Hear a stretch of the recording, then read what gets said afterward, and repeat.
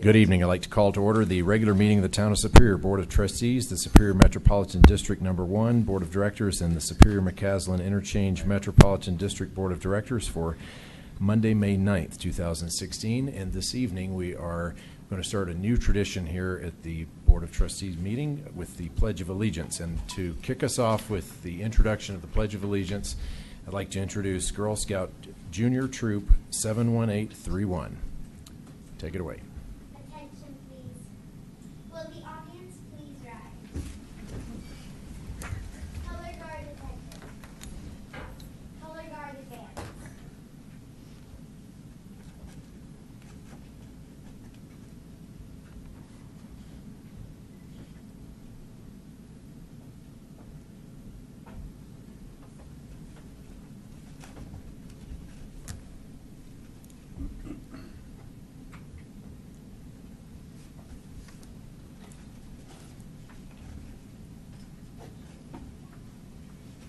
Color guard posts the colors.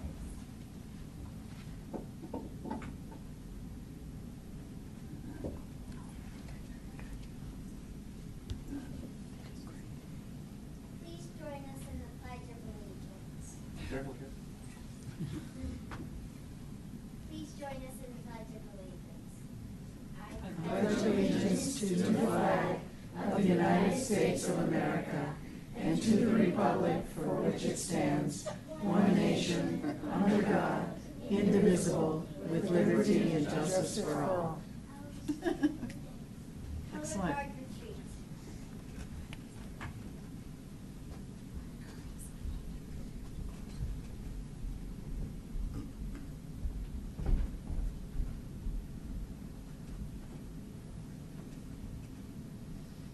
Color guard dismissed, please.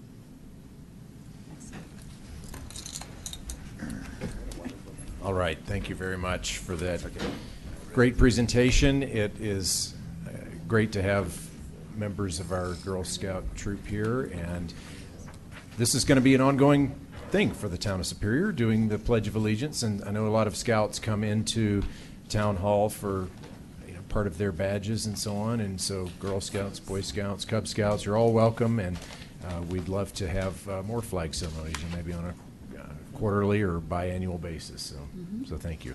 Okay, on with the agenda. We'll have calling of the roll.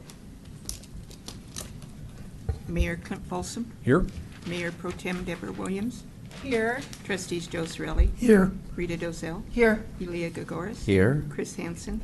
Sandy Pennington. Here. Town Manager Matt Magley. Here. Town Attorney Kendra Carberry. Here. Town Clerk Phyllis Sargent here. Okay, next is the approval of the agenda.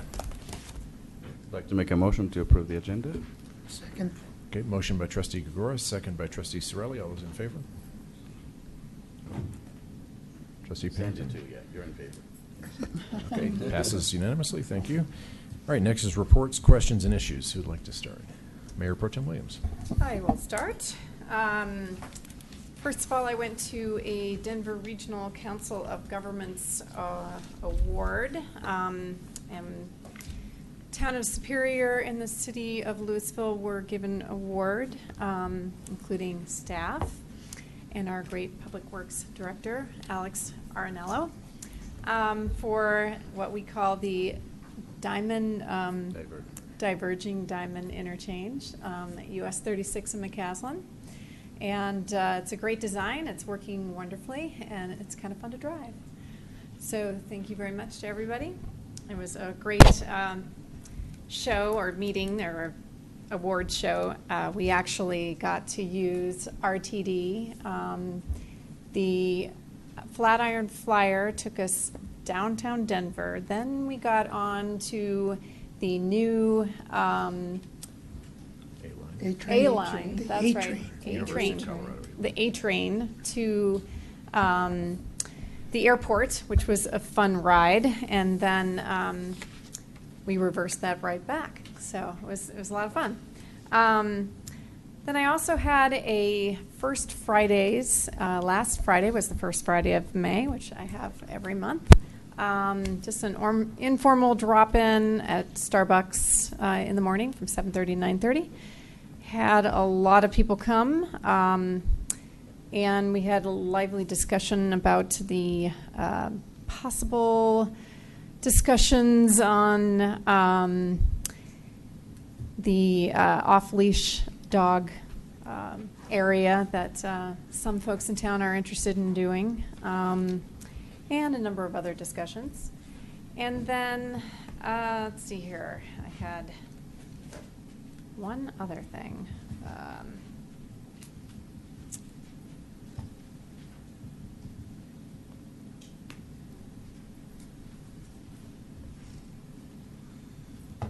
All right, well, I can't remember it. Move on to the next person, and I will jump in later. Okay, Trustee Grewers. Yes, I also attended the Dr. Cog Awards ceremony, which was great collaboration between our town and the city of Superior, city of Louisville. I think when we started off years and years ago, there was just a lot of contention between the two cities, and we were able to find the middle ground and agree. And then CDOT got on board, which was a big plus. You know, we couldn't have done it without CDOT, and now we have this wonderful interchange, and one of many to come, I think, in the state of Colorado. And just taking the bus down to the Union Station and then the train from Union Station to DIA was a lot of fun. And then on the way back, actually, we took a direct. What's the name of that line? Is it direct? AB. The AB. So it goes straight from DIA. It drops you off right here, nonstop. So that was great too. So It's about a 30-minute ride. yeah, and not for $9, you can go to the airport from here. So it was pretty great. Anyway, it was a great night, and glad to be part of it. Trustee Pennington. Went to the same things they did. The one that I was alone on and could have used some reinforcements was the May 3rd Boulder City Council meeting, in which they discussed their response to the request for up to $200,000 to build an underpass at 128 to get into Rocky Flats, to join the hundreds of miles long Greenway Trail through a connection through Rocky Flats. You'll recall we unanimously defeated that, and our impact has been felt pretty far and wide. Boulder took another tack that said, well, we'd like to support, actually they had it on their consent agenda for April 5th to approve it without any constraints on it. And as a result of some of the preliminary conversation on this at Dr. Cog, which Rita and I attended on April 4th, they pulled it off the consent. They pulled it off the agenda entirely and have refloated it now to approve it with all these testing conditions. So that is indeed a great improvement over approving it without any conditions. I'm working with a bunch of people to prove to the remaining 5 councils who have yet to act on it that Boulder's conditions are not strong enough and in fact would not be protective of human health. So if it's going to go this route where we're going to do more testing, we're pretty intent to influence that testing to make it comprehensive, to make it follow the government's own protocol for testing for radiation and that kind of thing. So when I'm not preparing for board meetings, I am working on Rocky Flats related stuff. And actually, I was going to say that was one of the other things that I wanted to. Oh, you went. I went and spoke at that Deb meeting did with go. Sandy Pennington, so that was one of the other things I wanted to discuss. But she did a very nice job. Right. Moving on. And thanks to Peter Bottomley, he went too. So I wasn't as alone as we felt a bit outnumbered there with the whole. It was pretty much a done deal, a pre-orchestrated deal. So it felt a little rough. Well, it was crafted so that they could vote for it. It was really the bottom line. Okay. All right, I'll do my announcements as we move on down here. On April 26th, I attended the 36 Commuting Solutions monthly membership meeting and gave, we had an update on our Mayor and Commissioner Group's Washington, D.C. trip, and also heard a presentation from the Colorado Contractors Association about their possible sales tax for transportation work statewide. That's the same proposal that Metro Mayors has been discussing a good bit and is not supporting. On May 27th, I went to the DRCOG MetroVisions Award for the Diverging Diamond, and as mayor, I got to accept the award, but the credit really goes to the board members that were part of the decision and staff as well for all the hard work that they did to make that the first one in the Denver metro area. So it was an honor for me to accept the award, but the credit really goes to others. So thank you. On the 29th, I went to Superior Elementary School. I was invited to the 4th grade classrooms to talk to them about energy, renewable energy. That was a lot of fun. On May 2nd, I went to Denver for a Metro Mayor's Transportation Finance discussion, and that was another follow-up meeting on this Colorado Contractors Association state sales tax ballot initiative. And there's going to be some more subcommittee work to determine, which transportation funding mechanisms look best for the metro area. And I think our US 36 group is also going to have some interesting discussions about what does transportation funding look like for our corridor. And there's many options on the table there as well. On May 3rd, I went to Denver for the IBM Smarter Cities closing ceremony. Denver was one of 16 cities chosen for this prestigious award. IBM executives were in the metro area for almost 3 weeks talking about homeless issues and engaging with homeless service providers in the area. And they had a meeting in Boulder during part of their multiple discussions, and so I was also a part of that meeting as well. And also on May 3rd, I visited with a Cub Scout troop in Community Park, talking about the role of mayor and leadership.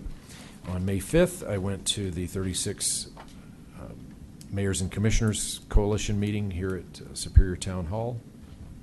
And it was also some more discussion on this Colorado Contractors Association ballot initiative. And we kind of began discussions about what does funding look like for the 36 corridor, finishing Northwest Rail, expanding bus rapid transit, lots more discussion to happen there. The same day, there was also a Metro Mayor's Executive Committee meeting, and we were setting the agenda for the June meeting and a legislative recap to be held in June also. I wanted to make a special announcement. Superior resident and CU Boulder 2016 engineering graduate student, Mathurai Gopali, I'm butchering that name. She helped develop a hybrid electric vehicle for small vehicles, or hybrid electric kit for small vehicles in developing countries.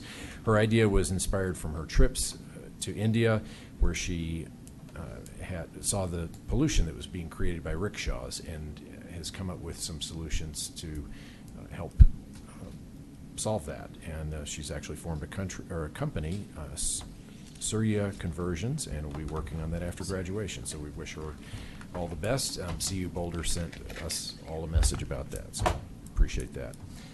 Upcoming events, May 20th, 21st, 22nd is the Superior Morgul Bike Race weekend. And on May 23rd, the town manager and I will be out of state in Las Vegas for the annual real estate retail conference, and Mayor Pro Tem Williams will be leading the meeting. That'd be fun. Yes. All right, Trustee Sorelli. Unfortunately, I had a conflict on the night of the DRCOG Awards, which I was particularly bothered by the conflict because I felt like I've been involved in the Diverging Diamond thing since the very beginning, and very proud to see its fruition. And the award is well earned by our staff, I believe, and Louisville staff, and towns, and the city of Louisville in our town. Otherwise, I have nothing to report. Trustee Giselle. I too went to the DRCOG Awards dinner. Thank you for providing the opportunity to do that, to Alex's staff and the rest of the staff at Town of Superior. It was great fun. May 4th, then, I went to a DRCOG work session where we too discuss the potential for the Colorado contractors' proposed ballot initiative for a sales tax increase. Everybody is talking about it, but nobody is really sure where it's going to go, or if the people that are supporting it are going to be able to get it together in time to actually get it on the ballot this year. But we'll be talking about it again at the next DRCOG meeting. And then May 5th, I had lunch with the Dr. Cog Executive Director and Ashley Stoltman from Councilwoman from Louisville, and talked about how how we're working with Dr. Cog and how we might be able to get more support from them. And then on May 6th, I attended Mayor Pro Tem Williams' First Friday. Thank you for hosting that again. Okay, thank you. Town manager? I don't have anything to report. Town attorney? I don't have anything either, thank you. Town clerk? I don't have anything either. Okay, anything further? Yes, one other thing.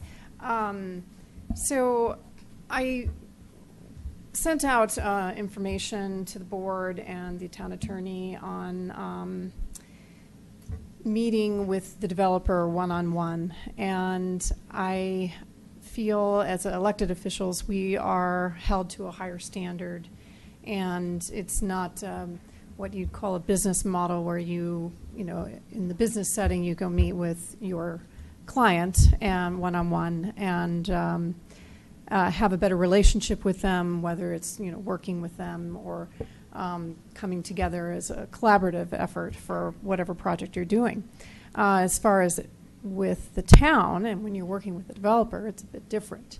And so I just wanted to caution my board members. It's up to you to do such, but there are laws in the state of Colorado that say that you shouldn't be meeting with the developer if there's a chance that you could possibly be persuaded or not be neutral when you're deliberating on these new developments that they come forward with. And I think it's best not to meet with a developer one-on-one as it is anyway. I think it's important that you disclose whether you have, and if you really want to get to know a developer on a personal level, that's very different, and I'm not sure why you would want to do that when you're working as a collaborative effort on the board towards the town with a developer. So to merely just worry about whether a developer likes you or understands where you're coming from is not near as important as where the town is coming from and what the town needs from a developer. So I just wanted to throw that out and caution everyone to be very careful. And if you don't feel comfortable meeting one-on-one, which I feel is, I'll stop short of unethical, but it's pretty close to that. If you don't feel that comfortable, you can meet with the entire board with the developer, and we can discuss with the developer what our vision is and where we hope to collaborate on different things with the developer for our town. Or if you feel that you need to meet two trustees with the developer, that may be, and I don't know legally if that's okay, but maybe the town attorney can weigh in on that. Can 2-on-2 meet? It's the same restrictions. It's the same restrictions. Oh, I apologize. It's the same restrictions. So the restrictions that you noted earlier, which are that each board member needs to be able to remain objective in a later application as it comes forward, and therefore if a meeting with the developer would somehow implicate the trustee's ability to do that, then the meeting shouldn't occur. If, however, the trustee wants to meet generally with the developer and not discuss future applications or vision or anything else, that's different, as long as it doesn't affect the ability of the trustee to later be objective. The same rule applies whether it's one-on-one or two people meeting with the developer at the same time. It always needs to be disclosed, however, right? It's always a good idea to disclose it. Okay. I always recommend that, just so it doesn't come back later. We saw so-and-so at the coffee shop with so-and-so, and that doesn't, it looks much better if you say, hey, I had coffee with so-and-so. Right. On Tuesday, we only discussed blank, and then put it all on the record. Well, and I know that the city of Louisville advises their city council members not to even go there even on a personal level, not even meet one-on-one. And, I was hoping that we would, keep to kind of a higher standard than this. But I understand that Trustee Hansen has already met with the developer at this point, so one-on-one. So, and I don't think anyone else has at this point. Clint and I are going to meet just to 2-1-2. meet to introduce ourselves, or to really have Bill Jenks introduce the new project manager for the RC Superior, for the Superior Town Center. We're going to meet with him on Thursday. So to close, and we're just meeting because he wants to introduce himself to us. And I think that's perfectly fine, and I actually welcome that, because I didn't have that opportunity to have a ongoing civil business-like discussion with the developer in the past. I met with the previous project manager before I was on the board at his request. So I think it's only fair that I also do the same thing at this Bill Jenks' request. Well, and I just was going to note that, you know, we don't have any other developers in town that request to meet with us on one-on-one on a personal level. And that meeting as a board to collaborate as a town with the developer makes much more sense, so we're all on the same page, than if, you know, they want to meet separately, individually. It just does not appear on the up and up. It Well, just, and I you understand. said collaborate. We're not collaborating. We're not going to discuss about what's any future FDPs. There's nothing before us right now. And as far as any FDPs or any plans that are before us at the moment. So definitely, if there was anything before the town to be reviewing, we would not be even saying hello. We're going to do it here in the town hall. You know, so anybody can come if they want to and sit in with us. It's not like we're saying it's something that we don't want anyone to participate. It's Thursday at, what time is it, Clint? At 2? 10? So, I mean, it should be open Yeah. to the public, but you're very Town smart to hall go is always together. open to the public at any time, so yes, yeah. But we didn't have the opportunity with Chris Hansen, Right. Trustee Hansen and the developer. So, I mean, those things should be public. Right. Sorry, I appreciate it. Thursday at 2. Thursday too. Yeah. Trustees. So I wasn't going to bring up this topic, but since it was brought up, I have a complete opposite point of view, and it's a great thing that this is a democracy and we can all express our difference of opinions. Randy Goodson had been the representative of Ranch Capital for all this time, and he's moved on to other pastures. So we have a new representative of Ranch Capital, and I do want to get to know this person. But the whole idea that meeting with somebody that somehow that would either be unethical or compromise your objectivity after being 10 years on the board, I actually frankly find it really insulting. Historically, I look back, even President Ronald Reagan called the Soviet Union the evil empire, and yet he met with Gorbachev, and I don't think the Ranch Capital is the evil empire. So it'd be great to get to know him. I don't have that many months left on the board, just have a few more months. So to have a friendly, very personal visit and get to know who he is and look him in the eye and judge for myself the level of his integrity, I think it is in my best interest and the best interest of this town. So I completely disagree with Trustee Williams' perspective on this. And I'm planning on meeting him Thursday here at 10 o'clock. Okay, Trustee Pennington. It's not a matter of opinion, it's just the law. It's not the law. I asked Kendra before I actually said yes. I asked our attorney, is this okay, yes or no? And we got an answer. I will repeat what I just said, but yes, meeting with Bill Jenks is appropriate if the meeting is to get to know him personally. Right. And we're not talking about future applications, and you can remain objective. And that's a personal. I can't tell you Of course. whether you can remain objective after a meeting like that or not. But that's the legal standard. Meetings of this sort, however, are a two-way street. Even though I might feel I can remain objective, if I have somehow influenced him and he cannot remain objective, we've got a problem going on here. So I will not meet with any developers from Ranch Capital or any other developers who come our way. I do not think it is wise.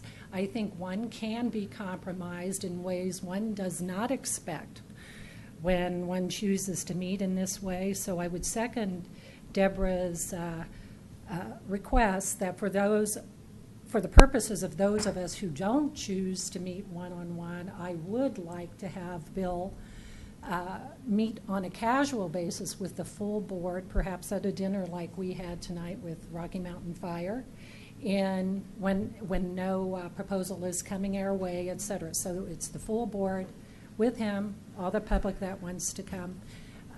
So I agree with her, and I will not engage in that.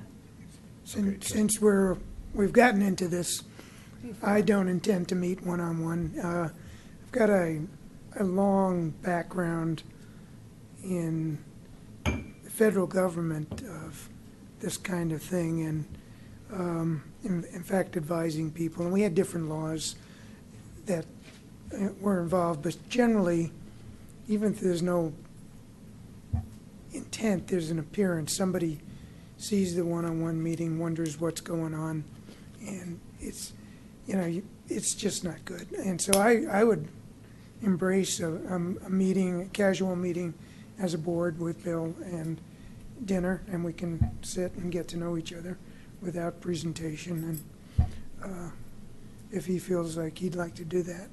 But I'm not going to meet one-on-one. And I thought we had agreed we wouldn't do that before. And I did mention that there was an agreement. It was a prior board because some. But and it was an informal agreement. It wasn't in, we didn't sign a blood pledge. No. But I Okay. do recall that Trustee Hansen was on that board at the time. Right. I'm just pointing out that there are several new people who weren't a party to that informal policy, I believe is what I called it. But I feel like we need to be careful not making judgments. I don't make No, I'm not judgments on making- you choosing not to go, but I feel like there's, from certain board members, No. there's a judgment for those of us that choose to go, and I don't think that's fair. So, Or just- I don't feel that from you, Joe. Okay. I'm just, so I think we're we've- clear. I think we've expressed how we all feel about this, so I think we should move on to public comment. So now it's time for public comment. If you'd like to give public comment on consent agenda or non-agenda items, just give me a little wave and I'll indicate for you to come on up and do public comment. So calling public comment. We will have an opportunity to comment on agenda item 13 at that time if people would wish to do that. So public comment. Mr. Ryan.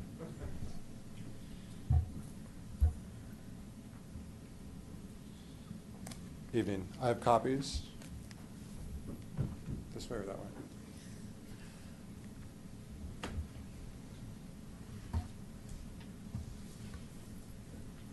I'm Kevin Ryan, 3101 West Torrey's Peak Drive in Superior. I think I have 12 copies, so there should be enough to pass down that way. So there's a topic on the agenda this evening about the expansion of the town hall. I provided comment on that 6 or 8 weeks ago as part of a broader topic. And an architect was selected, and I was thinking about what my comment would be last night on Mother's Day. And in thinking about that, thinking about my comments, I thought it would be appropriate to maybe take the pulse of the community and do a little survey. In a survey that I did less than 24 hours ago, it blew up maybe a little bit more than I had expected. So some of you may be familiar with the survey. I'd like to provide comment to provide the results of this survey. Before I do so, a few caveats, please. Surveying is a science. I've never done a survey before. I'm not a scientist. I'm not a statistician. I'm not an actuary. This was the first survey that I've done. It is not statistically significant. It is not accurate. There are some nuggets of data in here, and I hope you'll digest some of the nuggets of data, but this is not a true survey with a capital S. Number two, I said as I released the survey that I have no affiliation with the town, and I was doing this unsanctioned, unofficial survey. As I reviewed the data, I could tell that people think this was a survey that was released by the town. So some apologies there, as if the town wanted to do a survey, they might feel like they were over-surveyed. At number three, before we talk about the data, I received over 100 responses, which is, for something that was out there for less than 24 hours, pretty remarkable. There's a need here. And so there's a few nuggets of data that we'll talk about, but number one, there is definitely a need to take the pulse of the community like this. So again, there's 8 questions. My Intent right now is over the next few minutes to talk through those 8 questions. The first, do you live in Superior? Just about everybody does, so skip that first question. Question number 2, if you live in Superior, how long? Not really terribly surprising data here, although once you start to parse the data on the second page, and for those in the audience, apologies, about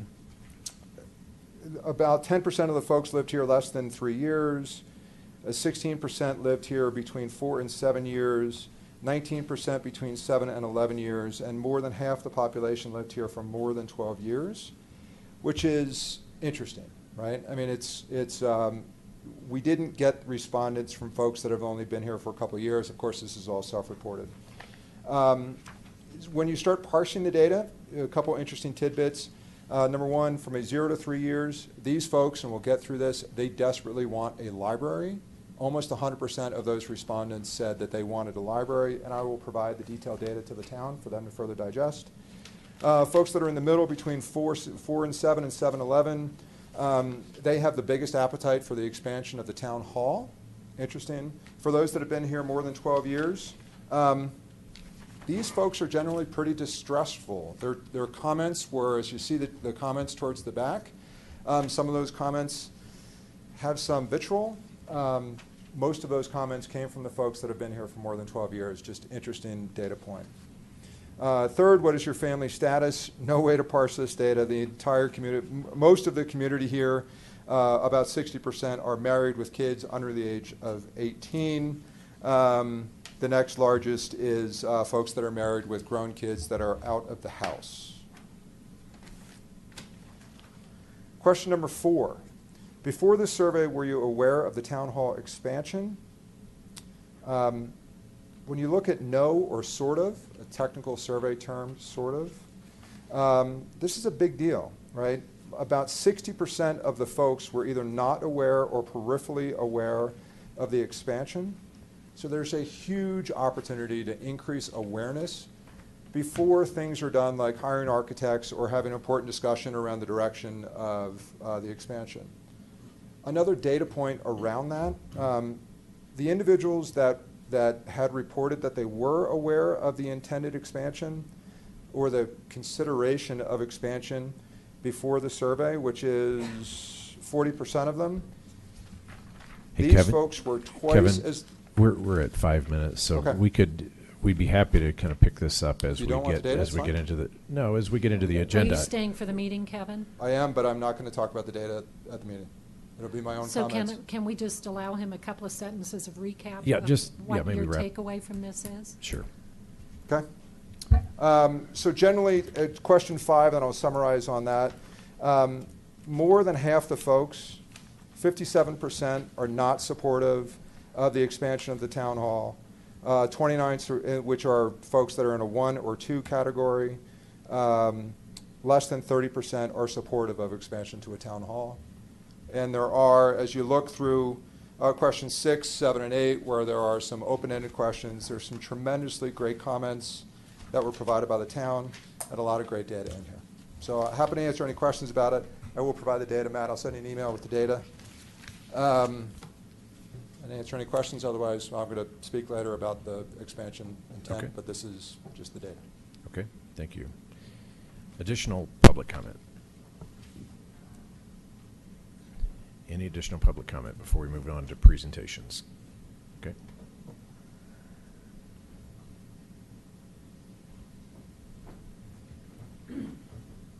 Hi, Patricia Dunham, 3574, you're on Peak.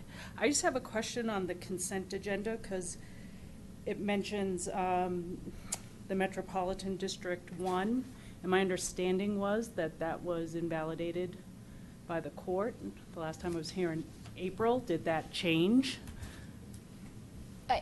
There's a court case that came out, you're correct, and it has the potential, I'm sorry, did you want me to respond? Please do. I should have asked first. It has the potential of invalidating districts. There's curative legislation in the Colorado legislature right now. It has not done anything yet. The case is not final yet.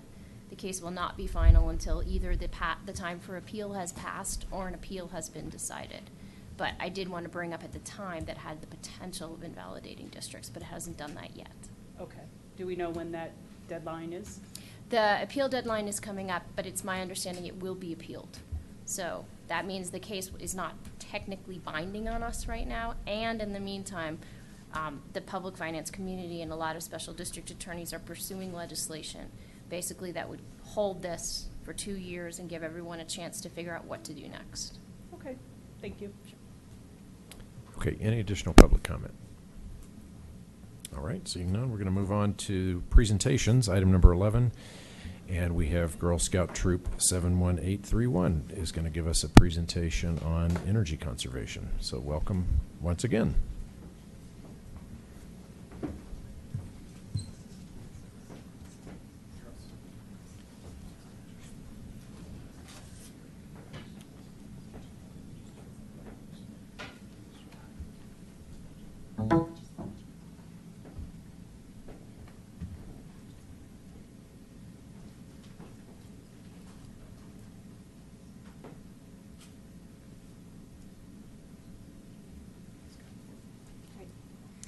So thank you for having us here today. This is a presentation by Girl Scout Troop 71831. They are a junior Girl Scout troop, and they're all 4th graders at Superior Elementary School. Yeah. My name is Jim Zarsky, and my wife and I co-taught this Get Moving journey about energy efficiency. And we started this journey last September, and it's this journey is like a 3-part badge that kind of builds on them moving up in the ranks of Girl Scouts all the way up to the Gold Award. It's kind of a first step. And the last part of the journey is the girl-led portion. And the girls already did an energy audit on Superior Elementary School, and they decided they wanted to do an energy audit on the fire station. I realize that's a quasi-town facility, but that was the most exciting when we were giving them the options and talking to Clint about this. And we wanted to kind of end this with a grand finale. This is the last step of the badge right here tonight. And we thought it was a great opportunity to present in front of the town council and give them that experience. And we want to thank you for letting us be here. So I'll turn it over to the Girl Scouts to give this great presentation.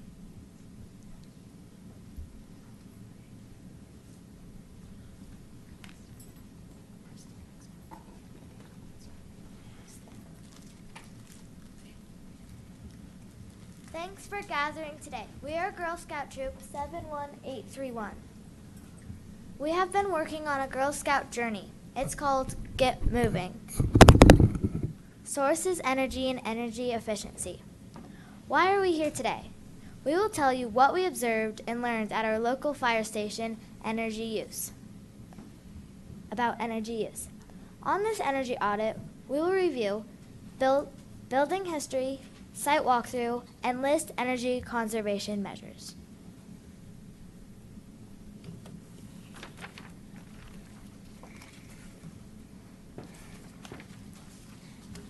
Rocky Mountain Fire Station Number 5 is a government building that was built in 1999. About 3 firefighters are there every day at all times, and it is used 24 hours a day, 12 months a year, which means it is occupied 168 hours per week. The building is air conditioned and heated, and they did some efficiency updates in 2011, which included new heating and cooling systems, new windows, and they upgraded insulation in the attic.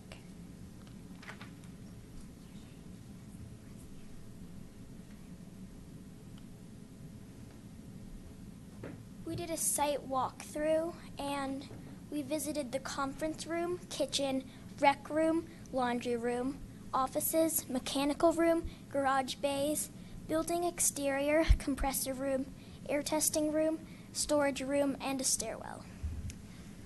We looked for the things that use energy: lighting, computers, TVs, projectors, fire alarms, phones, kitchen appliances, CB radio / chargers, and infrared heaters, alarm system with red lights, air compressor, PA systems, and a truck exhaust air system. We counted the quantity of each. These are some shout outs we noticed during the site walkthrough. We noticed that they kept the lights off in spaces they were not using. kept appliances unplugged when not in use, setback temperature controls were reasonable, and they already had some lighting occupancy sensors in some of the spaces.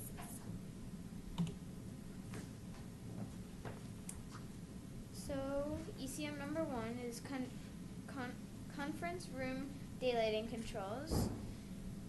And we think you should consider installing daylighting controls in the conference. Can you go a little closer to the mic? Consider installing daylighting controls in the conference room so they aren't accidentally left on when no one is there.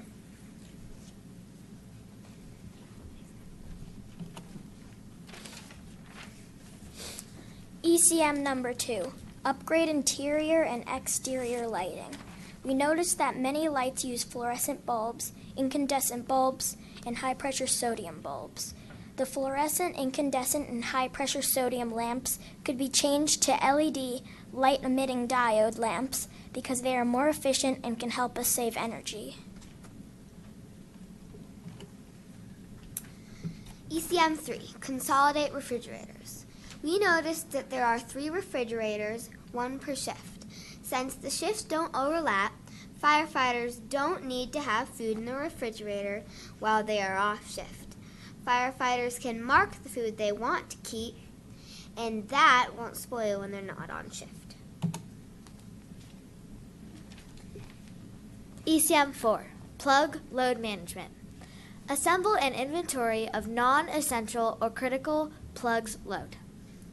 Evaluate which ones can be turned off when not in use.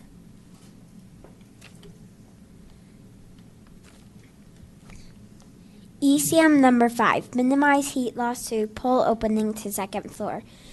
There's a pole from the second floor to the fire truck bay, and there's a little area that's around that pole, and we noticed it was colder in that area, and we also noticed that the second floor was losing heat from that pole, and we thought add some vinyl strip curtains between that area and the fire truck bay, and on the second floor a door with a door sweep.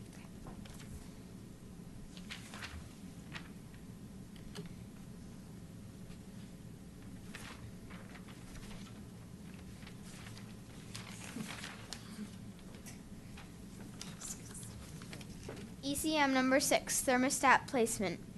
We were thinking we should relocate the thermostat from the lieutenant's office to a more central representative space for more uniform temperature control.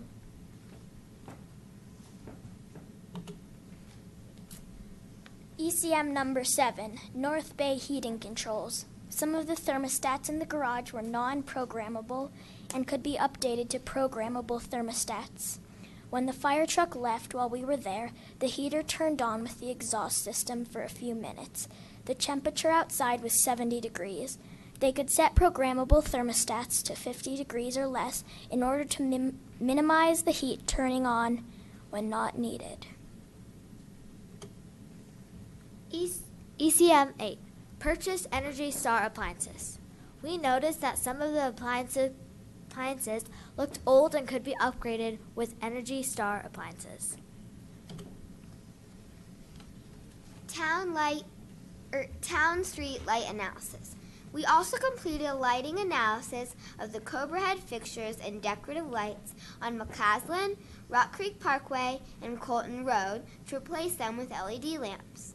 Both have 250 watts high-pressure sodium lamps. To do this, we counted the lamps and did some calculations. We found the annual energy savings kilowatt hours for each fixture and simple payback years for each fixture type. Lighting recommendations.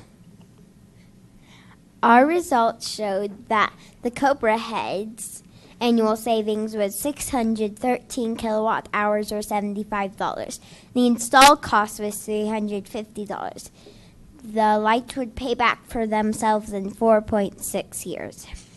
The decorative lamps annual savings is 854 kilowatt hours or $105. The install cost is $300. The lamps would pay back for themselves in 2.9 years.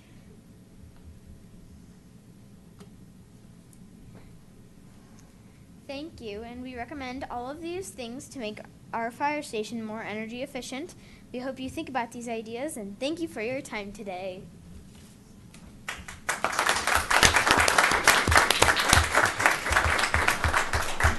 What a great presentation. Thank you so much for all of that great information. It's great to have you involved in our town government, so we appreciate it. Questions for the girls? Questions from the board? I do. So you said the payback of one of those bulbs is 2.9 years. How long do they last? Okay. I'm an energy consultant, so I do this stuff for a living. LEDs last anywhere from about 30 to 50,000 hours. Which is how many years? There's 8,760 hours in a year. So 6.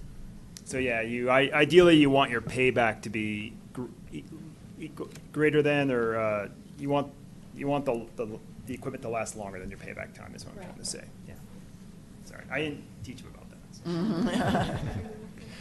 Very good. Well, thank you again for helping with the pledge and for the great energy presentation. You got a double header today, so great job. Okay. Thanks again for having us. We really appreciate it. I think we should hire him. Yeah. All right, next presentation is Superior Chamber of Commerce. Tough Ms. act Heather to follow. Craycraft. I know. Thank you. Yes. Sorry. That vibrant energy. I want to see you top that one. Yes. Fantastic energy. I'm Heather Craycraft with the Superior Chamber of Commerce, and thank you for your time this evening. Just a brief introduction and invitation to you who sit in front of us as our leadership in the community to attend our annual dinner and awards on Tuesday, June 7th. You will be receiving an invitation, but I wanted to announce to the public that we do welcome nominations for 6 community awards that we're very happy to basically get to award to those individuals or community members, as well as business owners on this evening on June 7th.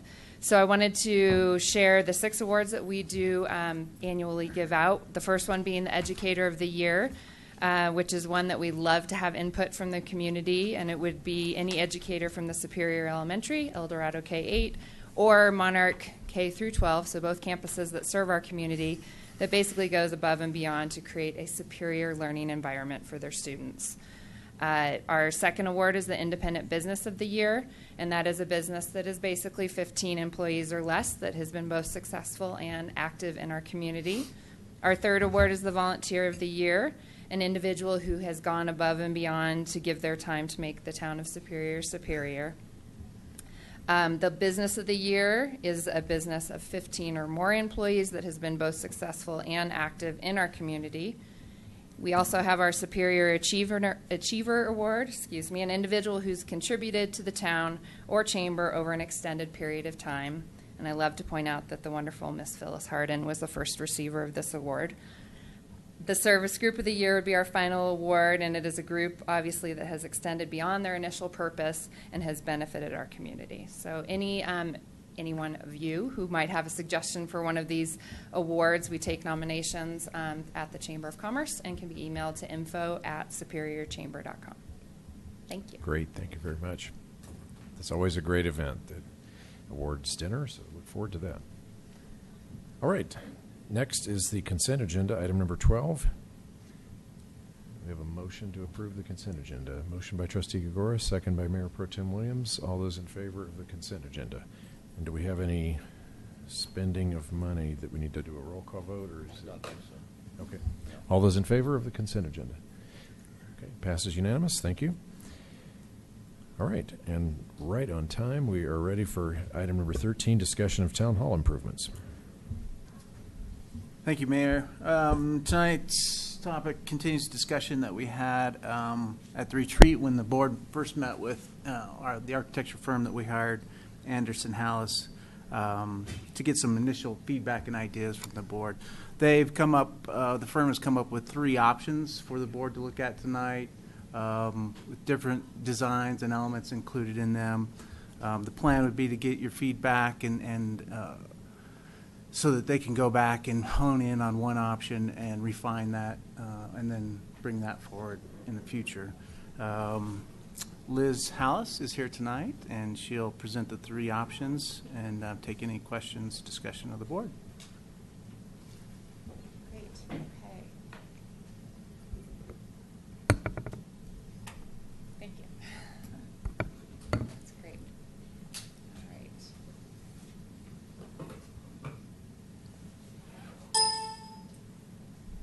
All right. Thank you for having us back.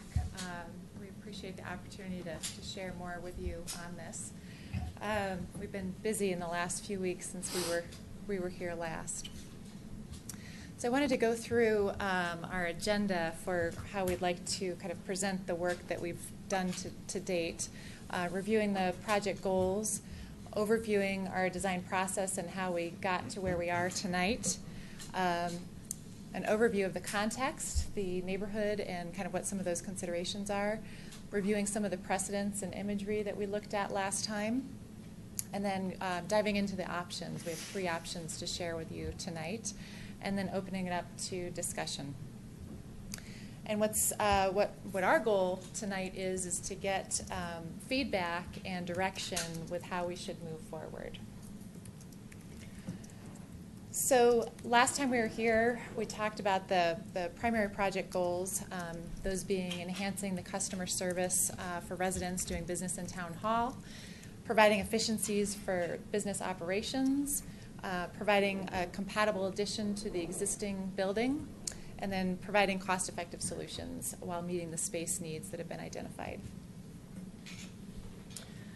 So I wanted to back up and talk a little bit about the design and construction process. Some of you have probably done this with buildings in your professional careers or your homes. But the intent here is just to talk about kind of where we are. We're really at the beginning of the process. So we began by reviewing the existing conditions of this building, how we could best add on to it.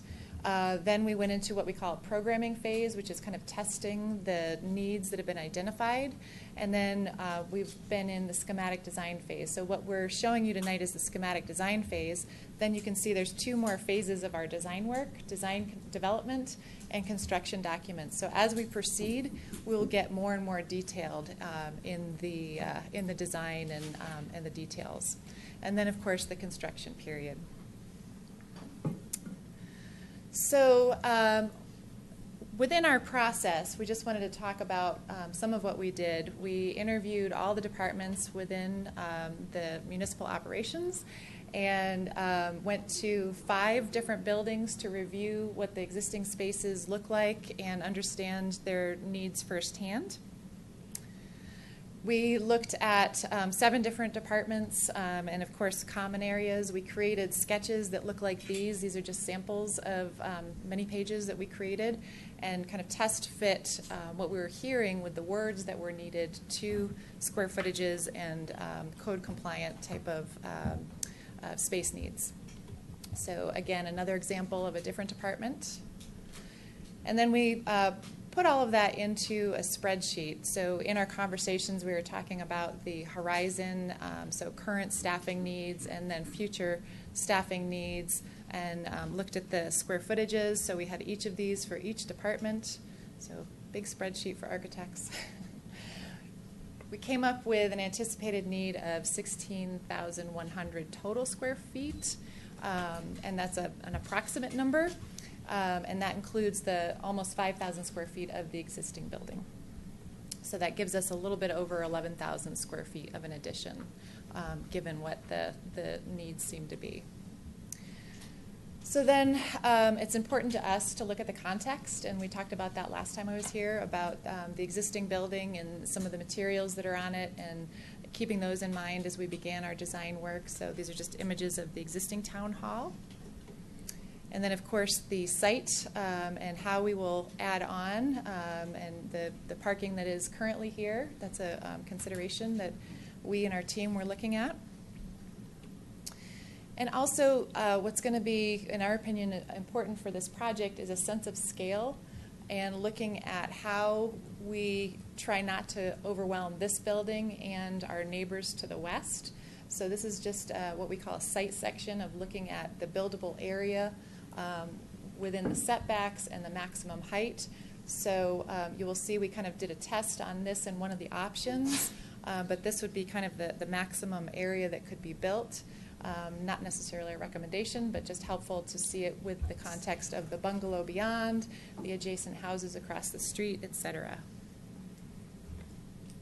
And this is from the design guidelines for town center that we looked at last time, and this is some of the feedback that you gave us. So some of the circles obviously had some interest, and some of the X's and lines across had some concerns about maybe it didn't fit right for this town hall project. So we heard you on that, and we tried to incorporate that into our work.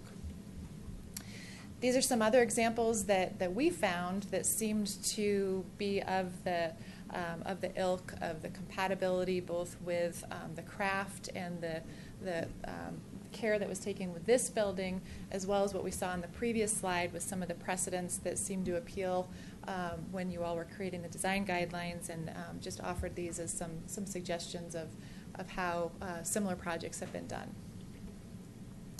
So all of that set us up to begin our design work. So we have 3 options to share with you tonight, and we'll begin with option 1. This is a site plan, and this is the option that we felt was the most compact and efficient in terms of the square footage. We really tested ourselves to try to keep the square footage down as much as possible in this scheme, and you can, as we go through, you can make the evaluation of how successful that was. It has a very minimal link to the existing building. If I could just step away for a minute. This is your existing building. This is a link, and this would be the addition on this side. Yes. Thank you. All right. Is it on? Yes. There we go. Great. Okay. So this option would keep the existing entry where it is, and then this would be the addition, as I mentioned. So looking at this in a floor plan view, as I mentioned, you would keep the existing front door where it is today, their existing reception, along with trying to keep the square footage down as much as possible. We also tried to reduce how much impact we had on the current building. So this has the least amount of impact of the 3 options on this building. It also, as all of them do, try to keep the public functions, those departments that meet with the public on a regular basis, towards the front door. So we've got building department over here, clerk in the corner, some of the utility billing, code enforcement, those offices around here. The boardroom remains, the board meeting room, and kind of reorienting the break room a little bit to meet the accessibility needs as we identified are non-compliant currently. So minimal link to the existing. We've got public service or public works on one side, the sheriff's department on the other, and again, the multipurpose room, which is a pretty big square footage need, as close to the existing building as possible in this scheme. Adding an elevator so that you meet your accessibility needs for both floors, and 2 stair cores. So it's a pretty efficient circulation hallway layout with this scheme. There are some differences, as you will see them. Oh, thank you. With the other 2 schemes, but as I said, it's a pretty efficient layout. There we go. Great. Okay. So I can actually use a little. Okay. So where's the town manager's office in that schematic? It would be upstairs. So let me show you the second floor. So this, again, is the first floor, and I would just like to point out it keeps the current garage there as Parks and Rec storage. So upstairs, 3 departments would have their offices up here.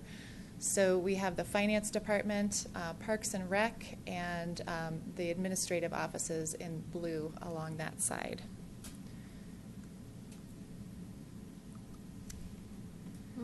This is an image of what it might look like, and again, by trying to be as compact and efficient, it becomes fairly large, a fairly large mass. as opposed to what the other two schemes present. So I offer that with some caution, but it's a possibility. So obviously this is your existing building, main entrance over here, and this would be the addition on this side. We're still very preliminary, so we haven't committed to materials yet, but all of them are looking at maybe some stone accenting, some siding above perhaps, just to be cost efficient. And a lot of them have a metal roof with, not colored, like a bronze or a very compatible roofing color with the existing building. All right. Let's see. So this is a little bit of a fly around to see kind of all of the sides of the proposed option. Fingers crossed that it works. Okay, good. So you can see that this is quite large compared to the existing building, and may not suit for the compatible goal that we were trying to achieve. But we tried to give you 3 varied options amongst these so that you could kind of look at the different ways of solving this design problem. So that is option 1. Shall we go on to option 2? You have a question? Sure. Sorry. In option 1, is the boardroom larger, or is it the same?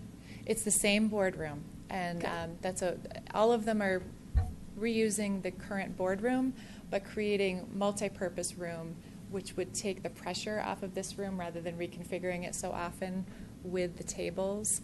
And we proposed that to really try to be efficient with the square footage and the current millwork and AV package that you have in this room. If we want to look at an option that uses this space for offices and creates a new boardroom in the addition, we can certainly do that with your direction. We're looking at maybe $200,000 to $300,000 to recreate a square footage. This is 1,000 square feet. Thank you. So none of the options enlarge the boardroom? Currently, they do Okay. not. Yeah. Okay. Should we go on to option 2? Okay. All right. So option 2, this is the site plan for option 2, and it's kind of maybe a medium touch on the existing building. This is your existing building. This is the addition. So we would maintain the existing front door in the scheme.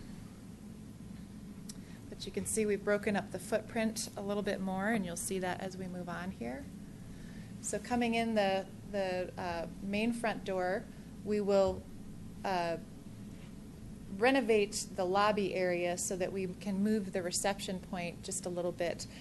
One of the benefits that we think of this scheme is that we've created a spine, a circulation spine, that not only helps a clear path for visitors and customers to the different office areas, but also would give the reception point good eyes on who's coming and going out of the building. And in this day and age, that's important with security. So this option has that as a benefit. This option has maybe finance and clerk and some of those functions in the current building. Again, creating new meeting rooms, so the meeting room adjacent to the boardroom would get expanded and recreated, but have direct access into the current boardroom. There would be another meeting room, and then this would be the multi-purpose room that would have a dividing wall so that you could have it in a large format or 2 smaller meeting rooms. Again, elevator so that you have full accessibility to the second floor. This option has the public works in this zone with kind of access to this back door, which we were hearing was important, and then the sheriff's area is over here with a separate entrance as well, which we were hearing was important. This option, again, maintains the garage as some of the storage needs for the Parks and Rec department. Moving upstairs, you'd come up the elevator or this kind of inviting stairwell that would surround the elevator, and the 2 remaining departments would be located up here. So we have the Parks and Rec department and the administrative offices on the 2nd floor, with shared copy file and restroom in the center. And this is what an image of it may look like. So you can see that we've really, in this option, tried to break down the mass and the scale as opposed to the previous option and articulate it a little bit more in keeping with the existing building. And fingers crossed again, we'll look at what a flyover would look like on this scheme. So this is the link. Two main areas. This would be the sheriff's area in the back. And then this would be kind of the back door entrance, and that's your existing garage. Obviously, this is the existing building.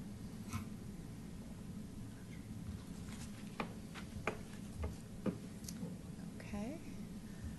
Any questions so far on option 2? Okay. Moving right along to option 3. This one takes a little bit of a different tact than the other two by reorienting the main entrance. So currently your entrance is off here to the east, and with this addition we're looking at creating a new entrance off of the north, recessed so that the weather could be capable on a northern entrance.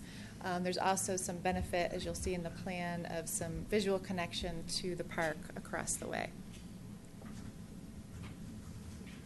So again, this is the existing building, and then the addition is starting here and moving that direction.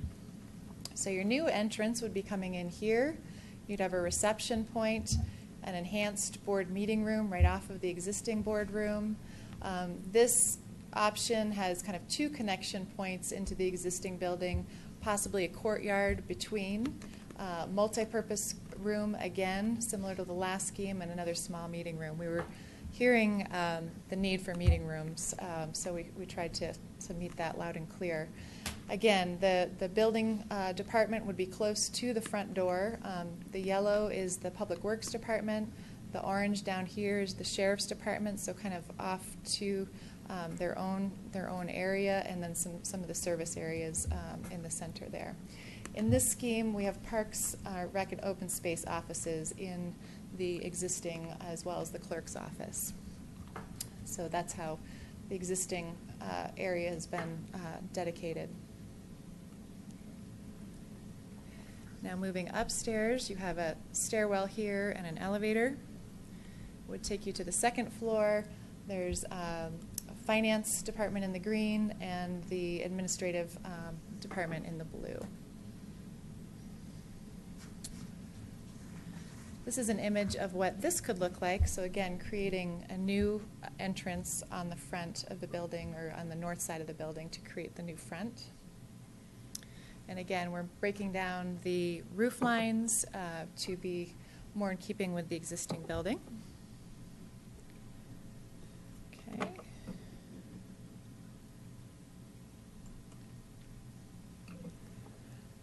And this is just a view. So again, the new main entrance, kind of breaking down some of the masses. A new secondary entrance for staff in the back onto the Sheriff's Department and Public Works. This one takes out the existing garage but creates some storage for the Parks and Rec that we were hearing was needed.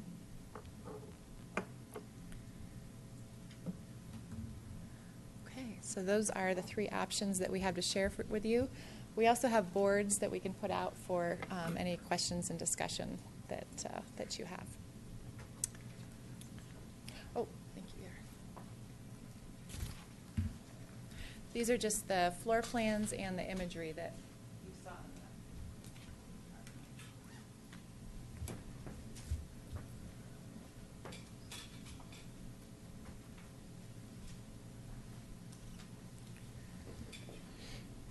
So 3 varieties on how to solve this problem. I'd be interested in hearing staff's opinion as to if they had a clear preference on which one they felt was the most compatible or best to proceed with. I have not been involved too much in this, so I don't know if Paul or Alex have any comments as what they're hearing from staff, but they would be better prepared to answer that. Paul Nillis, town staff, mayor and board. I guess from my perspective, I'll start from the financial perspective. Option one that Liz and Liz's colleague is Rebecca Silva, helping her out as well, is the closest to the square footage we're envisioning. As Liz was saying, it's roughly a 10,000 to 11,000 square foot addition, which is roughly what we were anticipating. Those other additions start to approach 13,000 square feet, so they start to get 30% larger than what initially we were envisioning. It was, I know it was difficult for the materials you were provided last week, as well as Liz going through this, but option one is a little tight. It doesn't provide, none of the options, as the Mayor Pro Tem noted, none of the options identify a new boardroom. We heard what the board had said about that, and that could be accommodated, but we were trying to reasonably try to manage the costs. But definitely in option one, it's a tighter fit, but it still does accommodate for staff growth for the next 10 years, as well as hopefully some enhanced meeting spaces and other things we need from a staff basis, and then we hear from the community as well. Mr. Arenello is kind of co-chairing it from a staff perspective. Alex, do you have any additional thoughts or comments?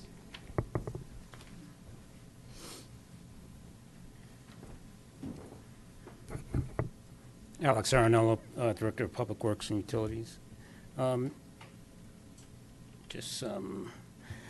Staff hasn't had a chance to really look at the options and made some comments. I think we would probably take some elements from all three. One comment I would have on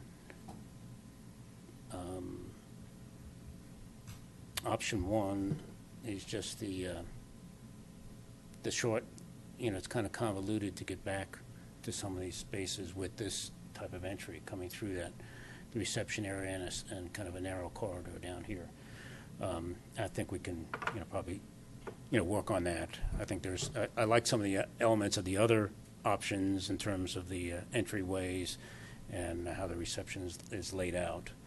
And I think in terms of the size, I think we can massage some of the size as we go through.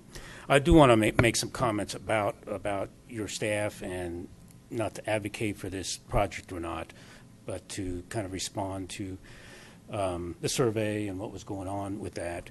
You have a great staff, and what we do for the staff, you guys want things done, we get it done. I mean, you ask a lot of us, and we produce. We didn't come here, our departments didn't come here asking for this project. It's not on our priorities. I think the town manager realizes what we're going through, and he's recognized that a building space is another tool to do your job to make it more productive. Since I've been here, well, before I got here, the Public Works Department was in this town hall. It got booted over to the building where Parks is. When I came on board, I had 2 offices over there, another staff and me. And then Parks got another employee, so I got booted out. And I got booted over to the marketplace, and we got into temporary space. I had to go through a move. I had to do some tenant finish on temporary space. 6 months later, I got booted out again. Had to go to another space, had to go through tenant finish, had to move into a bridal shop, and that's where I've been. So, I think I have to travel back and forth every day, multiple times, to do my business here at Town Hall. So what we're trying to do is eliminate 3 spaces and get a space. You have an asset over there that you can sell.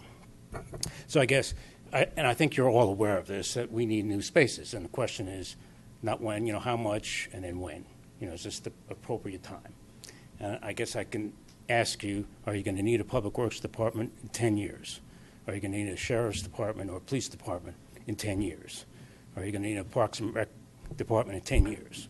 If you are, maybe they can have some space that is appropriate for the level of service you want to maintain.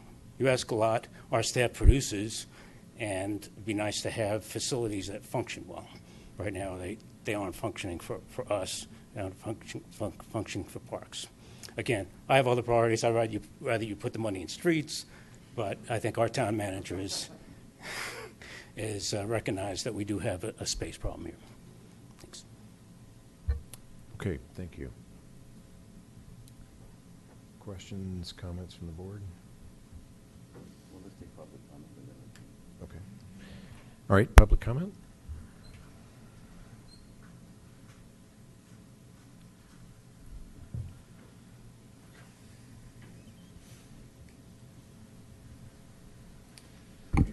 Evening again. Kevin Ryan, 3101 West Torreys Peak. Here to discuss the really excellent work that Anderson Hollis has done. It really is, in a short amount of time, it's pretty impressive. I've had the opportunity to work with a bunch of architects, and this is 3 great options, all wonderful. Also recognize the great work from Alex, from Paul, and the rest of the town staff. Despite this, my recommendation is the work that's being done be halted. You'll hear a number of reasons why this need is urgent and the activity should be continued. My personal responses are as follows. With regard to efficiencies, of course it's optimal to have everyone under one roof. I've personally seen Alex moving about town. I get that it's not always practicable to have that. It's not always practicable to have everybody under one roof.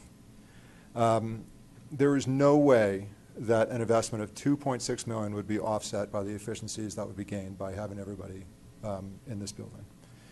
The Girl Scouts were kind enough to introduce the concept around energy efficiency for payback. Assuming the town might be 10% more efficient if we're all under one roof, it would be about 18 years before there would be the payback on 2.6. And frankly, this is probably closer to $3 or $3.5 million. With regard to functional issues, if there are truly safety issues, we should find alternative space immediately. Not acceptable that any of our 30 staff that work so hard for the town should have to deal with rodents or any other issues. We don't need a $2.6 million building for that. There's alternative space. Tens of thousands of square feet are currently available for rent in Superior. Third, there's an implication that there may be a public safety issue since the sheriff's office is on a month-to-month. I'm confused by this. As a town, we contract with the Boulder County Sheriff Office, and I'm extremely confident that an eviction is not going to happen anytime soon on a month-to-month lease for the Boulder County Sheriff. Even if it did, it's not the town of Superior's problem. You have contracted with the Boulder County Sheriff. That contract, I would assume, has a requirement for a substation. It is the responsibility, or I believe it is the responsibility of the Sheriff's Office, of the Boulder County Sheriff's Office, to solve in the extreme unlikely event that that space were no longer available. So for these reasons, I'd recommend we pause, not stop, permanently, pause, until the town can truly get a sense of the community, from the community of those needs. Now, I understand that there may be some immediate needs and would encourage the town to look across the street to the Superior Town Center. This obviously has multiple benefits. We've been some folks have been pessimistic about the ability to be successful there. Bringing in 10 or 13,000 square feet at a commercial rate would immediately put traffic, employees, and resources over there. We've also heard the request from the community about increased public space. One of the first things we'll see across the street, hopefully, is a hotel. So that hotel, I'm sure, will have conference rooms, and I'm sure we could lease conference rooms as some of these meetings become more and more interesting, and hopefully we fill this room and we get the boardroom and also address the need for increased boardroom space. My comments. Thank you. Okay, thank you. Additional public comments?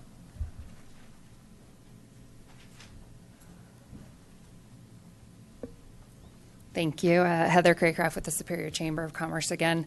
Wanted to first share my deep appreciation for being included in this process. Thank you to staff for including the chamber as part of the discussion and always making sure we have a place to call home.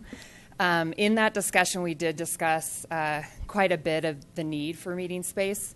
So I wanted to echo that comment that whether it be an internal staff meeting or something as small as one of our business groups that maximizes the space over at the bungalow, can be anywhere from 18 to 30 people in a room, and the need for that space is definitely growing. So as much as I wish and hope and pray our hotels would have that space, from what I've seen from the initial plans, those spaces will not be readily available.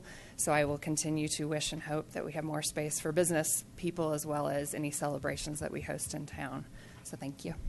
Just a question for you. Is the plan for the chamber to stay in the bungalow? That would be my wish. Under these, I mean, under all of these scenarios, I didn't see Yeah, so chamber. we had initially included them, but their preference is to stay where they're at, and we want to honor their wishes, so. You would just have more space if building was moved out of there. Right? Our hope would be to be the eyes on that building, as it is a historic building, to make sure it's upkept, but as well to possibly offer some co-work space, whether it be 1 or 2 desks that local business owners can use, and then hopefully use the business.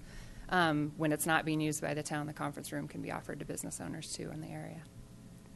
Thanks. Okay, any additional public comment? Okay.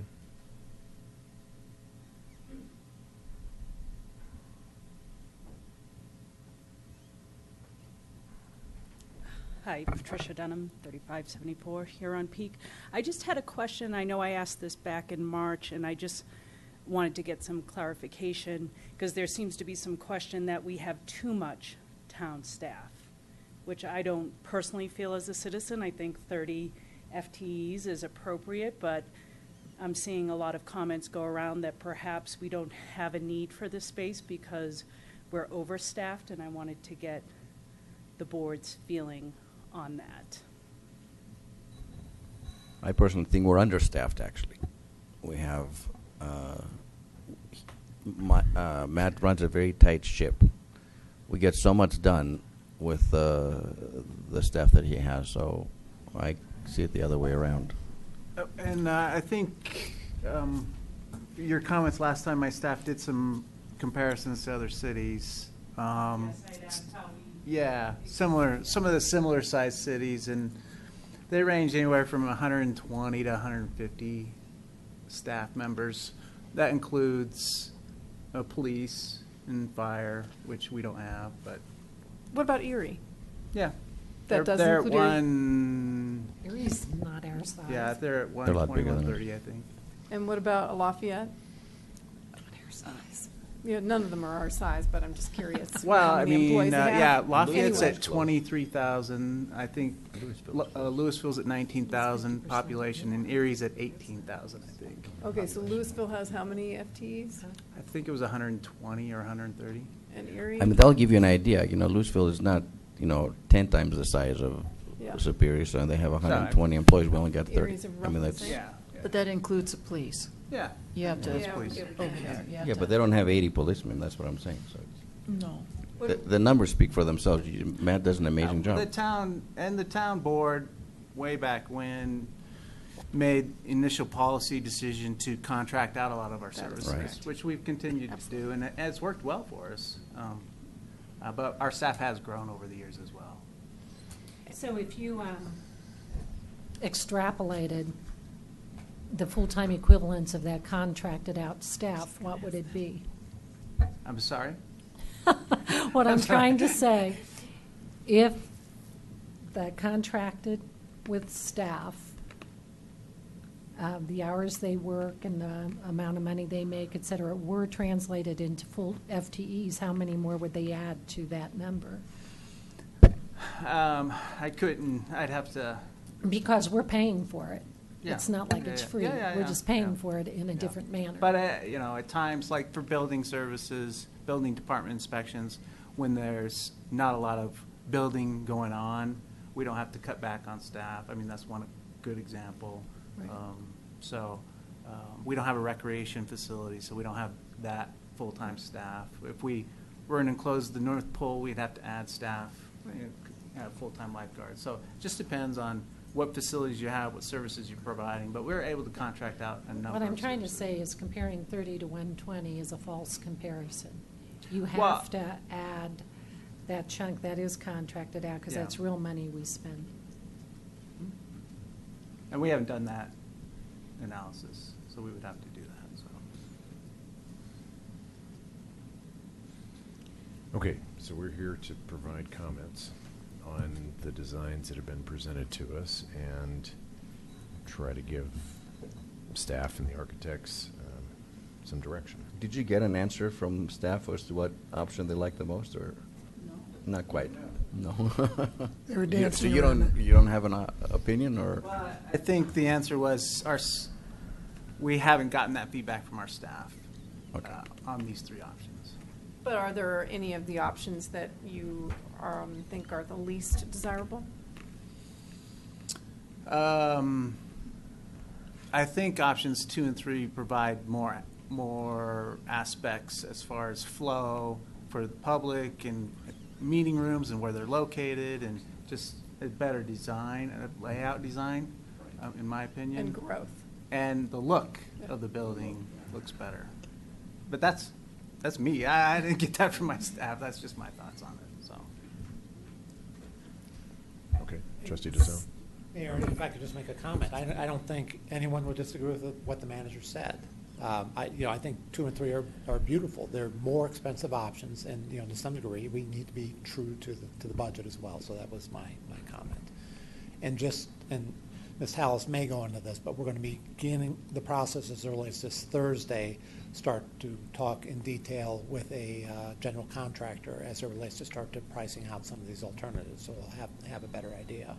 But I think from the perspective of the flow, the elegance, really the pride, I think we can be prideful in all these particular options, but I think options 2 and 3 are perhaps more elegant options, but perhaps more expensive as well. Sure. And I have to agree with you, Paula and Matt. When I saw option, the first option, I had this visceral reaction to it, kind of like, wow, this looks like a Trustee Pennington just whispered in my ear, called it an airplane hangar, kind of. So that's not what we had in mind. I think 2 and 3 flow much better, but I think we have to study them a little bit more. Yeah. Yeah, I agree with that too. The question is, how much more expensive are they budget-wise?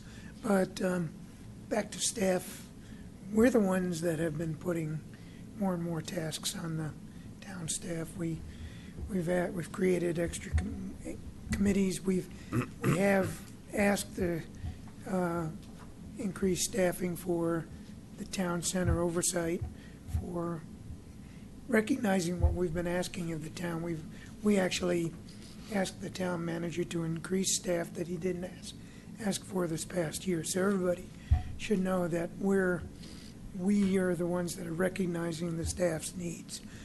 We ask a lot of our staff, and we have many nighttime meetings and so forth. So, and if we're looking out 10 years in advance, that's not that far.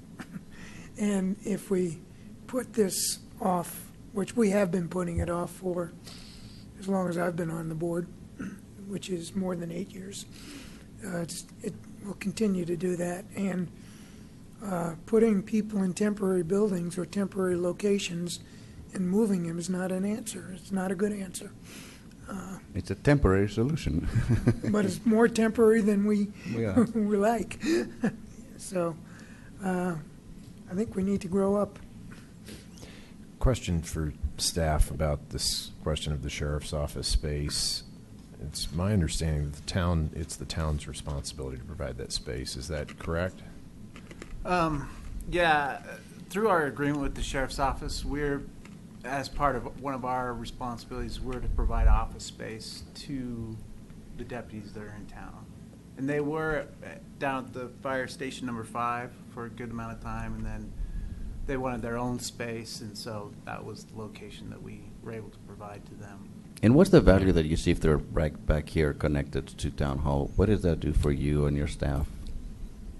Well, I mean, communication is always key. I think people, when they think of Town Hall, that's where they think to go if they want to speak to somebody associated with the town government services. So it's logical that they, instead of them coming here and then us sending us over there if they didn't know they were over there already.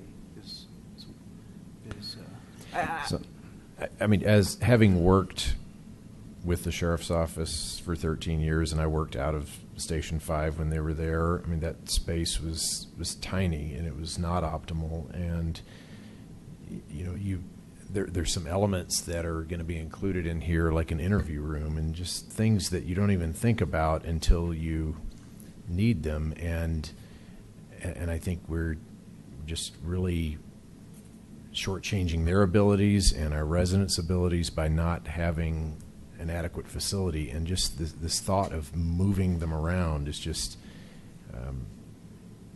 people got to search out to find them, and then the space, you got to constantly be doing tenant finish, and it may or may not be optimal space. So I think as Trustee Sorelli said, we need to grow up and fix these Band-Aids that have been put on to staff and all of these different departments for years. And I agree with you, and Joe put it, that's perfect, actually. I'll always remember that. Just having everybody under one roof, everybody being connected and not being spread out, you know. How many times do you guys walk back and forth? And that place needs to be condemned, frankly. I would just say, to kind of piggyback on some of the comments that were made, I agree that the town needs community space, indoor space. It's something that's been identified by the committees, and we're just at a point where we've decided on what type of amenities we're working towards that, and where they should be, whether they should be in the town center or on the 15 acres of town lot. We're still working through all that, but at some point, that's something that we also need to address. I had a question that occurred to me as we were going through this and what we're dealing with, and I don't remember ever discussing how well this is functioning as a courtroom. And is this boardroom still adequate for that? And will it continue to be? For a while there, it got to be very crowded. We added a court session, so we're able to address that. It functions fine unless we need a trial by peers. You don't have a jury box. Yeah, we don't have a jury box. So that's the only, but we don't have. We set up some chairs on the side there, but we haven't had one of those in years, so it's not. So for the most part, it functions fine. Mayor Pro Tem Williams, and then Pennington. I think you were first. Go ahead. Thank you. With all the talk about bringing everybody here, collaborative air and all that, I'm not seeing the shared workspaces that were discussed at our brainstorming. Why not? We did vet that a little bit, and it didn't seem to be how the operations really flowed well with staff. So we had the conversation, and we could certainly revisit that. But at this point, it didn't seem to be a workable solution for several of the departments that we thought it might serve. I think, to me, that aspect of this does not feel current. It feels like I would feel if I was used to my own office. I'd be reluctant to give it up, or to even articulate that. I might even consider that acceptable. But our job here is not to necessarily entrench the status quo, but to be led towards what may be a more workable, innovative option that seems to be working around. So when the discussion was had about a specific name and whatnot, I actually Googled and whatnot, and I feel a little slighted here that we at least aren't having that discussion in the context of this. You know, when we talk about co-workspaces and that kind of stuff, a lot of the stuff that's going on with the think tanks and all that kind of stuff is collaborative. So I missed that aspect. So I'd like you to discuss it further. And then, sorry, Matt, but I don't believe you should be in the far corner. I know you said you didn't participate in this on the second floor. I would like to see our senior leadership easily accessible by the people that come in the front door.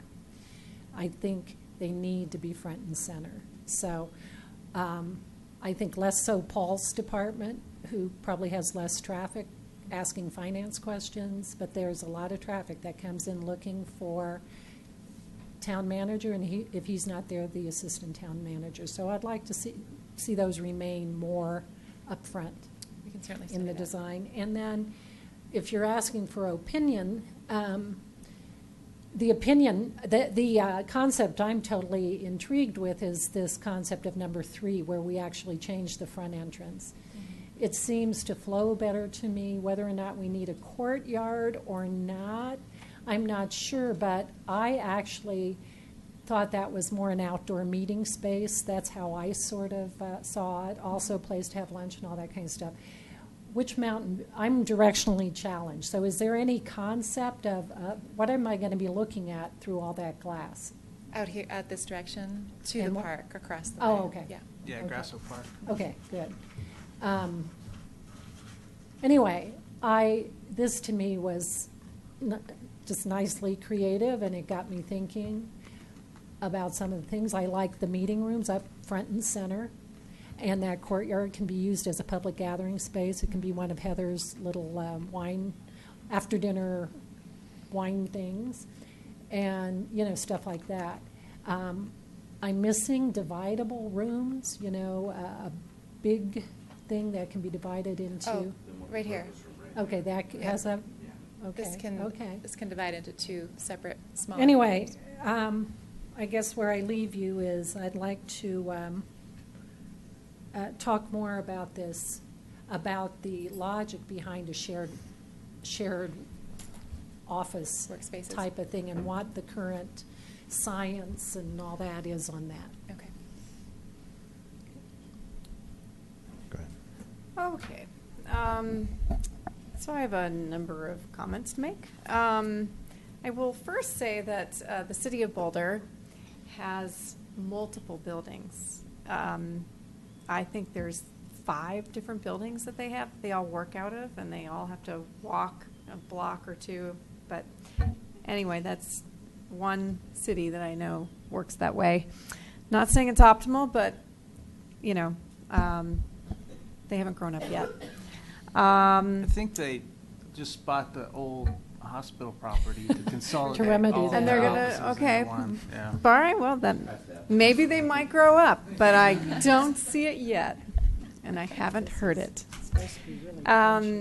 The other thing is, I think what we should have in here, definitely to make it sit better with the public, is a community space in here that is for the public, for them to check out for whatever it is. Maybe it's flex room of some sort that has a kitchen, or it can be an aerobics or whatever, and multiple use room. I also think that the timing, we're really close, but not quite. Basically, we'd been talking about the town hall addition in concert with the development of the Superior Town Center. And at this point, all we have is Boulder Valley Ice. And I'm not saying that that's not enough, but I do feel that that is the beginning. And until I see more FDPs come forward and more development coming forward, I'd rather wait a year or 2. So I think we're close, but maybe not the second. And then if we're going to spend $2.6 million as a minimum, obviously, it shouldn't look like an eyesore. And not to say that your design is not lovely, it is, but the option 1 would be my preference if the building didn't look like, a barn or whatever. So after seeing the 3D image of it, no thanks. For $2.6 million, no thanks. And then one last thing, I was hoping to see more of a flex room environment. I'm not necessarily saying the same thing that Pennington is saying about shared space, but more like a flex room environment. I don't know what that means, but I've seen some of it, and it has to do with different libraries and anythinks and all those kind of options. So I'm just wondering how you could incorporate that here. And do you have a preference between 2 and 3? Or If it was less money, I'd take number 3, of course. Actually, to be honest, I think number 2, the outside design, is to me a better transition. Though I think the interior of option 3 with the courtyard, the entrance, is much nicer. So perhaps incorporating some of the exterior of 2 with the new entrance of 3? And I don't know exactly what I'm seeing, if that really is kosher with the other building or the current building, but it should look more like it wasn't an afterthought, I guess. Not to say it isn't, but you know what I'm saying? Mm-hmm. It just has a more seamless look. Okay, thank you. You mean the facade outside? Well, just the addition. I mean, you don't want to later say, Can we oh, see yeah, those outside again? addition. So here's the exterior of option 2. 2 farmhouses. I attached don't to each understand why they're looking so residential. I think that could be changed, and we could have a little more interesting slope of the roofs on that to be more akin to what's in the building there. Right now, it looks like we bought 2 houses and just put a central hall through them all. Okay. That is, and I think that could easily be remedied by some design. Okay, Trustee So, Dozell. Option 3, you'd ask to see that exterior? Yeah. Okay, Trustee Okay. Dozell. I like the elements of option 3 the best, and I like the idea of moving the main entrance over closer to the parking lot. You still have the opportunity to come in for board meetings in the existing entrance, and then you could shut off the rest of the building from anybody that's coming in. So I like that concept of option 3. I don't like the barn in option 1 at all. The layout is pretty nondescript and usual, just a square. The corridor spine in option 2 is not good use of space. I do have a concern that, I'm the one that made the most about coming up with new ideas of how you share space and use it in a collaborative way. And there's nothing here except the sheriff's deputies that share any space in a collaborative way. I don't think it's necessary to have every person in a separate office with a door. I just don't see it wasn't necessary 30 years ago when I ran teams of thousands of people. And they don't, even cubicles, they do fancy fun things now. So I just don't know why we need to have separate offices for every single position that's identified here. I also don't know why every position needs to have a big desk, 2 chairs, and all this kind of stuff. And boy, my God, I think that, Matt, you have an efficiency apartment for an office. Your office is bigger in this picture than what you have now. So, you have one of those what are the micro apartments for an office? So you would never have to go home. You could just live here. I'm going, okay, we're not doing anything to this room, which is fine. I don't have a problem with this room. But we're just building everybody's their own little office, and I didn't think that was what we had talked about.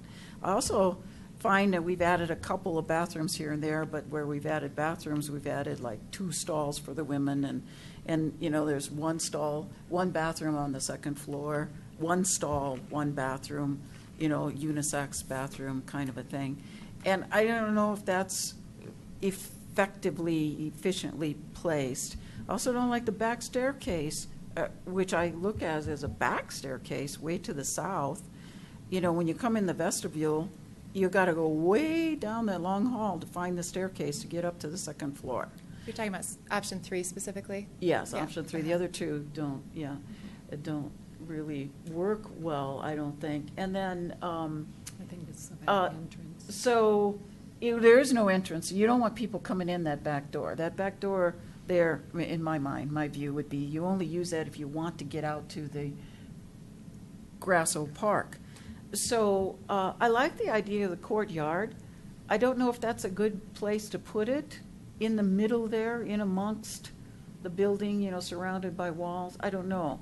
But I like the idea of a courtyard. I like the idea of a covered space if we're going to, so that you could use the multi-purpose room along with the outdoor space somehow, whether they're there or go south out toward the Grasso Park. I don't know, but I do like that idea. No kitchen. Not that we need a full-blown kitchen like we talked about. It's a break room. Well, that's not a kitchen, right? Well, it would actually be one and the same, so that we could have the warming equipment. There's quite a bit of distance along these walls for equipment, so we could certainly incorporate your idea of the warming All right. kitchen. Okay, that's good. And then, like I said, the town manager's office looks like a micro apartment. And then I'll also say that, and how many parking spaces would be used by employees every day, and how many parking spaces would be available for residents and visitors to use? Don't need that answer at the moment, but I think it's important we understand how many of the available parking spaces we're going to have left would be used by employees parking around this building. Because now we don't have a lot of employees parking around the building. They'll walk across, or maybe Alex will drive his car over here. I've seen him do that. But we'd have to have enough parking available for people also to come, not just. And I also agree with Trustee Pennington that I think your office, Matt, should be on the first floor and not stuck in the back to the west on the second floor. And then my last comment is we started off with a vision in 2012 to possibly put a new town hall in the Superior Town Center.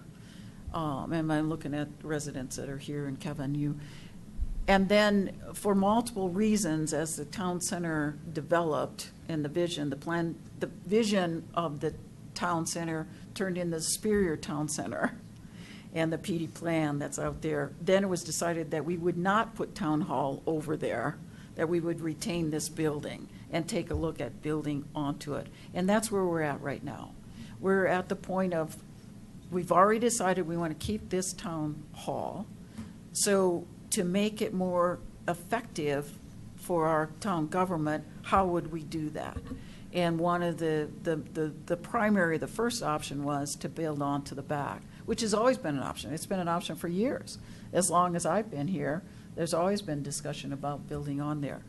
But I think that we should all keep in mind that it's not completely done deal, because we haven't budgeted the money yet, but we're moving down the path of looking at these options because we decided to keep this building and not build a new civic town hall in the Superior Town Center. That's different from community space or civic space, but that was not going to be our view of what the town hall should be. So the option that I like the best of the three that you presented is number 3. But again, I'm just thinking we're not using the space. You're using it very efficiently. You know, I mean, you've done a beautiful job of drawing it. I agree with that. But it just is a bunch of offices and outside of the one multi-purpose room. And I don't know. That wasn't what I was envisioning that we were going to end up with. But thank you. Okay, I'll give you my comments on the different designs. On option number 1, I think is not a favorite just because it's just too compact and it just looks too kind of thrown on the site. For what it's worth, it's not our favorite either. Figured it probably wasn't. I actually like option 2 the most because it retains the existing entryway, which I like. And I think that we're going to not like the price tag of moving the entry to the more center part. I agree that it probably functions better over there, but you've got a generator over there. You've got those great charging stations over there. You've got a lot of things that are going to have to be moved, and there's a price tag when you start moving those things. And if you don't have to move them, as in option 2, you don't have that expense. And there's a lot to like about option 2. I agree with a lot of the comments that my colleagues have made about, maybe looking at some different configurations of the offices and so on. But I think option 2 really contains a lot of what we're trying to accomplish. So I would like to explore option 3 as well, but I think when it really comes down to pricing this out, we're going to have sticker shock with what comes with option.